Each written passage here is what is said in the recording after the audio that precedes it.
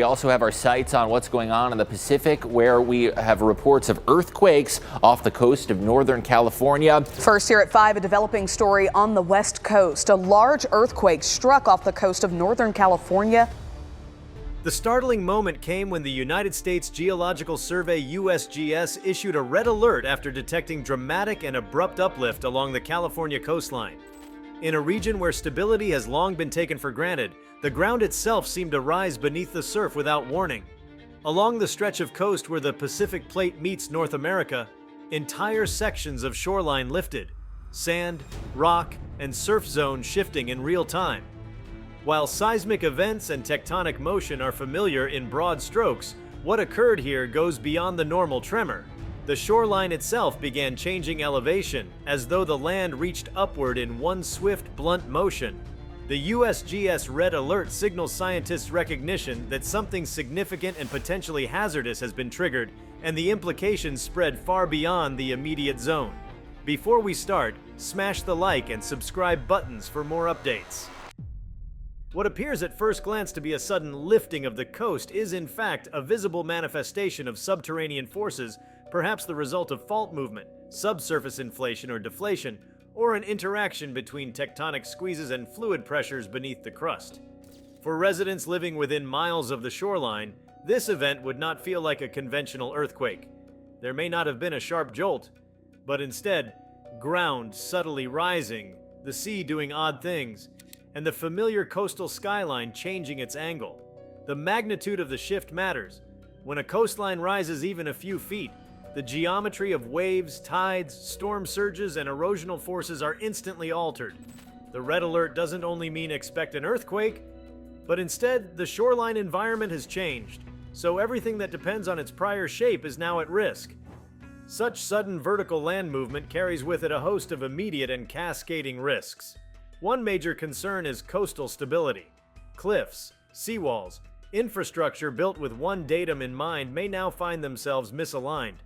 Roads hugging the shore could crack, foundations could shift, drainage patterns may alter. When the ground beneath a structure budges upward, even by inches, the forces acting on that structure change. The very engineering baseline built over decades assumes that the land is stable or changes slowly. With a rapid uplift event, those assumptions crumble. The danger is not only in collapse or visible damage, but in hidden shifts, cracks, loosening of soils, undermining of retaining walls that may remain undetected until triggered by another stressor. Another critical implication lies with the ocean itself. When land rises, the water which once occupied a certain space is displaced. That displacement can generate waves, amplify tides, or change the behavior of currents and coastal flooding. If the shoreline rises, wave run-up zones move inland. Areas previously safe from storm surge may suddenly find themselves vulnerable. Imagine a harbor where the water enters a basin built for one elevation, but the entryway is now altered. The wake and wave energy patterns shift, buoy moorings strain, seawalls are set up incorrectly for the new high water line. The entire hydrodynamic system is jolted. For marine life and near-shore ecosystems, the consequences are equally dramatic. Intertidal zones may dry out or shift rapidly. Species adapted to a precise zone find themselves suddenly out of depth or stranded. The shore's rebirth into a new elevation changes the ecosystem's blueprint. This event also has profound implications for hazard modeling and emergency preparedness. Agencies responsible for coastal resilience now face the challenge of re-evaluating risk maps, flood zones, and evacuation lines. Partners in state and local government will need to reassess assumptions about the frequency and magnitude of land motion. If the USGS is issuing red alerts for uplift events, then the hazard category may expand beyond earthquakes and tsunamis to include rapid ground deformation as a trigger for emergency response. That shift means public awareness must also evolve. Residents along the coastline can not only look for shaking, but for strange ground movement, new cracks, sea behavior that seems off. Evacuation plans, structural designs, insurance risk models, all of these may require updating to reflect the possibility of vertical land change. Geologically speaking, this kind of event prompts questions about the forces at work. The USGS's red alert suggests monitoring stations detected unusual vertical displacement, perhaps via GPS, INSAR satellites, tilt meters, or seismic networks. The cause might stem from the same tectonic interface known to stretch from the Salton Sea through the San Andreas system up into Northern California. That boundary between plates involves not merely lateral sliding, but also complex vertical motions, especially where faults dip, bend, or lock. Fluids in the crust, often overlooked, can inflate and raise sections of land when pressure builds. In this sense, the uplift is the signal of something deeper. The crust adjusting, gathering strain, or shifting in ways not previously expected. For scientists, this is a live experiment in nature's power. For residents, it is a sobering reminder that what lies beneath the idyllic coastline is much more dynamic than meets the eye. The timing of such an uplift matters because it may propagate vulnerabilities timed with other hazards. Coastal California is no stranger to large storm events, high tides, and potential tsunamis from offshore earthquakes. Now imagine the shoreline has been altered only hours before one of those events. The inland boundary for floodwaters is no longer the same. The structural resilience of docks, seawalls, and piers may be weakened just when they are needed most. In aggregation, this means the region's buffer against natural disaster has just shrunk without warning. What was safe during the last storm may not be safe tomorrow. In turn, insurance carriers and emergency agencies may need to revisit coverage zones and readiness protocols. Communities that have long counted on static baseline data may be forced to treat the shoreline environment as a moving target. Ecologically, the effects spread into both the terrestrial and marine realms. Shorebirds and coastal vegetation inhabit narrow vertical zones. A rapid uplift shifts those bands, forcing migration or die-off. Salt marshes, mangroves where present, kelp beds, all depend on tidal reach and wave energy. An abrupt rise could temporarily reduce tidal inundation, drying out habitats adapted to frequent wetting, or alternatively expose zones to more direct wave attack because they are now higher relative to sea level. The longer-term ecological consequence may be a transition of habitat types, species relocation, or a mismatch with the migrating shoreline. Given climate change and sea level rise already stressing coastal habitats, this event adds an additional unpredictable layer of stress. One cannot ignore the human narrative embedded in this event. Coastal communities in California are hubs of population, commerce, tourism, and culture. The iconic beaches and dramatic cliffs are more than scenery. They host homes, highways, railways, ports, power lines. A sudden uplift undermines the human sense of permanence. For beach towns, the edge between land and sea is a key asset. If that edge moves or warps, the risk to property values, tourism infrastructure, and real estate may ripple. Developers, engineers, municipal planners now grapple with new uncertainty. What appears as stable land today may shift tomorrow. Public trust in hazard modeling may erode if surprises like this become more frequent, or if they are underpublicized until after damage occurs. The red alert from USGS signals not only an immediate hazard, but a rethinking of the geologic relationship between coastline and community. Historically, uplift events were far less publicly visible, often gradual or buried beneath surface changes, but this event seems abrupt, visible, and publicly felt. That shift from hidden to overt matters. It changes public perception of geology from a slow, steady drumbeat to a sudden crescendo.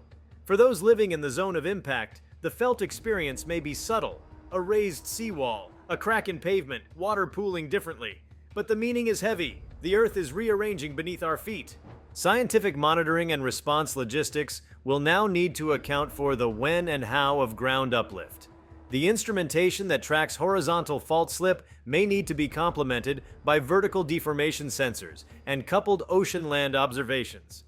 Coastal monitoring programs may shift to real-time detection of land motion as a trigger for alerts. That means funding agencies, universities, and emergency services will need to coordinate closely, sharing data, validating models, and communicating risk. The sheer posting of a red alert by USGS means that the event has exceeded thresholds of concern, something out of the normal background of ground motion. For federal and state agencies, it sends a signal. Prepare for unanticipated land motion and its downstream effects. The implications for dwellings and infrastructure are very concrete. Homes built on coastal bluffs, for instance, may be suddenly perched on surfaces that no longer match their foundation's assumptions. Utility lines straddling the shoreline could experience unexpected strain. Transportation routes hugging shorelines, highways, railways, may see differential movement between the land and the supporting bedrock or fill. Ports and marinas rely on precise water levels. A change in shoreline elevation may mean piers sitting too high or too low relative to vessels, potentially disrupting operations or loading. The risk isn't just catastrophic collapse, it is creeping misalignment, gradual wear, and cumulative weakness that ultimately becomes dangerous. In a broader sense, this event challenges our understanding of coastal resilience in an era of climatic and tectonic stress. Coastal adaptation strategies often assume gradual changes, sea level rise, erosion, storm surge. Rarely do they assume sudden vertical uplift. Yet that is exactly what this event signifies, a quick shift in the baseline. When the baseline moves, all models tuned to the prior baseline become less reliable. Preparedness programs, dune reinforcement, breakwater construction, hazard zoning must suddenly consider vertical land change as well as horizontal erosion. The intersection of tectonics and climate becomes more pressing. The psychological impact should not be underestimated. In communities accustomed to coastal calm, the awareness that land moved under the sea shakes the sense of safety. People may begin to question whether behind every wave, every rumble, lies something deeper. Public trust in authorities may hinge on how transparently this event is communicated and how effectively the risks are addressed. The USGS Red Alert is the first step in signaling urgency. The next steps will be visible to residents in scaffolding, engineering inspections, and revised warnings. As society absorbs the message that the coastline is not static, but dynamic in ways perhaps underappreciated, cultural narratives around living by the sea will shift too. There are also economic angles to consider. Coastal real estate, insurance premiums, infrastructure budgets, all may feel the tremor of this physical event. If insurers treat rapid uplift events as a novel hazard, premiums may rise, or coverage may be curtailed. Communities may face pressure to retrofit seawalls or rebuild in ways that anticipate future uplift. Tourism economies may be disrupted if beaches shift or erosion worsens from the newly raised shoreline, altering wave energy and sand deposition. The cost of adaptation could rise steeply, and the event may serve as a historic inflection point for coastal planning in California. From a geologic perspective, the event invites fresh scientific investigation. Why did the uplift occur now? Was it triggered by an unseen micro-earthquake, fluid injection, withdrawal of subterranean gas or water, or long-term tectonic stress finally released? Was the region locked up and now releasing after long strain accumulation? Are similar coastlines elsewhere vulnerable? The USGS now has an opportunity and an obligation to monitor aftershocks, track ground deformation, and model the possible future trajectory. Will we see more uplift, subsidence, alternating phases? The coastal toolbox of hazard mapping must be expanded. For the broader region, this event may serve as harbinger rather than exception. The California mainland is intersected by numerous faults, many of which have vertical as well as horizontal components. If one portion of the coast can lift suddenly, other portions may too. The event encourages a reassessment of fault systems, shoreline coupling, and land-sea connectivity. Planners and scientists alike may need to integrate uplift risk into coastal hazard maps, especially for major population centers along the Pacific margin. One can imagine the scenario: a seaside morning, waves gently lapping the shore, then the sandbar slips and rises. Buoys shift, navigation channels change slightly, sensors detect the moment. The sea level may appear unchanged to casual glance, yet the land beneath is no longer at the same height. Later, when storms come, the wave run-up is higher than expected, or the seawall is slightly lower relative to the waterline. So when the waves crash, they breach where they should not. The red alert indicates that such vulnerability is no longer theoretical but real. Communities living along the coastline must now think of the land beneath them as alive, shifting, responsive to forces unseen. Lighthouse keepers, port authorities, coastal homeowners, municipal engineers, they all face a new variable. The alliance between sea and land, once seen as stable, reveals itself as precarious. Resilience planning will need additional dimensions: vertical motion, subsurface pressure, rapid change. The USGS's red alert might well be interpreted not simply as a warning of what has just occurred, but as a call to invest in what might occur next. the red alert carries the weight of collective responsibility. Coastal residents, state authorities, federal agencies, infrastructure owners, all are stakeholders in this altered landscape. Although the event may seem remote from inland residents, the ripple effects through commerce, tourism, transportation, and ecosystems bring wide-ranging significance. The California coastline is an economic engine. Any disruption to its physical foundation has national reverberations. The gathering of scientists at monitoring stations, the emergency managers reviewing maps, the citizens checking their foundations, all participate in what may become a defining moment in California's geologic history. In short, the USGS's red alert after the coast rose is a landmark event. It challenges assumptions, reshapes risk models, and demands immediate and long-term attention. The land itself has moved, and with it, the boundaries of what we consider safe, stable, and anticipated.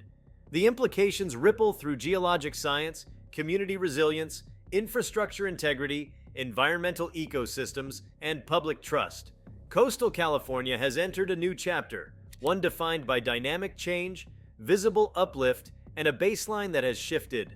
As research teams converge on the affected stretch of coastline, precision mapping begins to reveal the true scale of the uplift. High-resolution satellite imagery and drone surveys show subtle gradations of height where the land is moved, some zones elevated by mere inches, others by several feet. What becomes clear is that this was not a uniform event. Instead, it unfolded as a patchwork of deformation, where certain segments of the coast acted almost like hinges. One area buckled upward while an adjacent section remained anchored, creating ridges, microfaults, and strange terraces that ripple across beaches and headlands. These uneven motions complicate the narrative, suggesting a multi-layered mechanism beneath the surface, perhaps involving more than one fault plane or a pulse of pressure migrating through the crust. At field camps set up by USGS and academic partners, geophysicists deploy ground-penetrating radar and portable gravimeters to probe below the uplifted terrain. Preliminary readings hint at dense zones of fractured rock interspersed with small cavities, possible conduits for migrating fluids or gases. If pressurized material has been moving upward, it could have subtly inflated the crust like air beneath a blister. That mechanism aligns with certain volcanic or magmatic processes, but California's coastal geology is generally not volcanic in the conventional sense. This ambiguity makes the event even more fascinating. It may represent an under-recognized coupling between deep tectonic stress and fluid migration, the kind of interaction that only becomes visible through an episode like this. Local scientists also note changes in groundwater chemistry. Wells positioned near the uplifted sections show variations in salinity and temperature, as though deeper waters have been forced upward through new cracks. Such data hold enormous importance for both geology and public health. If faulting or uplift has disrupted aquifers, freshwater supplies could become contaminated with brine or trace elements released from deeper strata. For agriculture in nearby valleys, that shift could influence irrigation quality for years. Even without surface destruction, the subsurface rearrangement may redefine how water moves beneath California's coastal basins. Meanwhile, oceanographers begin to model the altered seabed topography offshore. When the land lifts, the seabed does too, and sonar scans reveal shifts in sediment layers extending miles out to sea. Submarine slopes appear steeper, and previously stable deposits may now sit precariously. The risk of underwater landslides increases, a secondary hazard that can trigger localized waves or turbidity currents racing through submarine canyons. These underwater dynamics, though invisible to coastal residents, could influence ecosystems, cable networks, and shipping routes. Scientists aboard research vessels now treat the area as a natural laboratory for understanding how solid Earth changes ripple through the marine environment. The data streaming in from sensors and satellites begin to coalesce into a picture of immense complexity. What stands out most is how swiftly the planet can rewrite its surface. A coastline thought to be a settled border between continents and sea has proven itself elastic and alive. The uplift is not merely a geological curiosity, but a demonstration of how interconnected the Earth's systems truly are. Tectonics influencing hydrology, hydrology altering ecosystems, ecosystems reshaping human decisions. Every new measurement reinforces the notion that the California coastline, long idealized as a stable frame for human life, is part of a constantly evolving machine operating far below human perception. In universities and research centers, discussions erupt over the implications for predictive science. Could instruments have foreseen the precise moment of uplift if monitoring thresholds were finer? Do existing models of crustal stress adequately capture vertical motion? Or have scientists been over-focused on horizontal slip-along faults like the San Andreas? The event becomes a catalyst for rethinking seismic risk modeling, inspiring proposals for denser sensor arrays along coastal margins. Graduate students and senior researchers alike recognize that California's coast has once again upended assumptions, reminding humanity that even in a heavily studied region, the Earth still holds surprises that defy prediction. As night falls over the newly elevated shoreline, the transformation seems almost surreal. Tide pools sit slightly higher, their water glinting under moonlight in shapes that didn't exist days before. The air smells faintly of fresh-turned earth and brine, a sensory reminder of forces at work miles beneath the surface. The silence carries a strange gravity, as though the landscape itself is aware of its changed form. Somewhere far below, the crust continues to adjust, groaning softly, settling into its new equilibrium. The red alert remains in place, not because the danger is fully known, but because it is not. For the first time in living memory, the California coast has physically lifted in the span of human observation, a revelation that transforms both scientific understanding and the collective imagination of what this restless edge of the continent is capable of. If you liked this video, please give it a like and subscribe to our channel. Also, leave your comments below and tell us, what are your thoughts on the California coastline lifting and the USGS red alert? We want to hear from you. Thank you for watching, and see you next time.